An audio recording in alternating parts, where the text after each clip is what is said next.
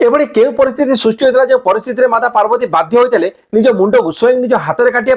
तेज आसतु जाना माता 10 महाविद्या मध्यरु षष्ठ महाविद्या कहुआ माता छिन्नमस्ता किसी अद्भुतपूर्ण रहस्यमयी कथा संबंध प्राणतोषिणी तंत्र अनुसार थरदेवे माता पार्वती दुई सहचरी जया और विजया मंदाकिनी नदी में स्नान करुले सेबे दुई सहचरी को भीषण भोक लगी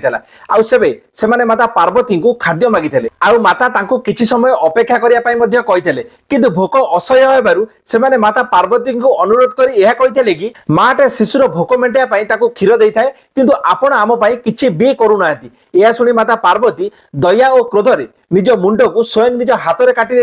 एवं निज रक्त से क्षुधा निवारण करते देवींकर यह स्वरूप जहाँ आत्मबलिदान और सांसारिक बासनार मुक्ति को दर्शाई थाए या छड़ा मार्कंडेय पुराण और शिव पुराण अनुसार देवी छिन्नमस्ता स्वरूप संबंध में अन्य एक पौराणिक कथा रही जहाँ आम आपको अन्य एक वीडियो माध्यम जनइबू तेज जब माता यह वीडियो आपको पसंद आए तो वीडियो को लाइक करने चैनल को सब्सक्राइब करने बिल्कुल भूलें।